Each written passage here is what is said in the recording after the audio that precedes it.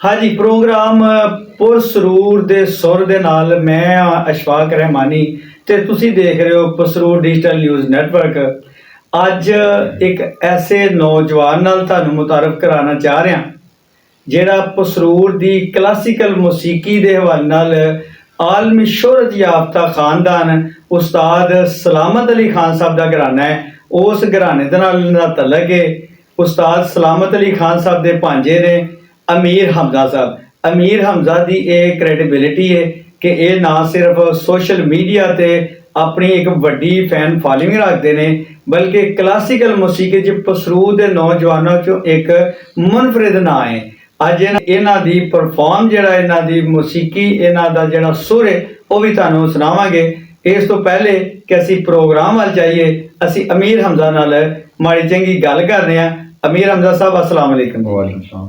ਅਮੀਰ ਹਮਜ਼ਾ ਸਾਹਿਬ ਕਿਸ ਤਰ੍ਹਾਂ ਇਸ ਸਾਈਡ ਵੱਲ ਆਏ? ਤੁਸੀਂ ਸਮਝਦੇ ਹੋ ਕਿ ਕਲਾਸੀਕਲ ਮੌਸੀਕੀ ਦਾ ਇਹ ਜਿਹੜਾ ਅਦਬ ਤੇ ਤਹਿਜ਼ੀਬ ਹੈ ਇਹਨੂੰ ਫਲਾਣ ਦੇ ਵਿੱਚ मैं अपना हिस्सा ज़रूर पावांगा, ये साढ़े व्यूवर्स ने दसो।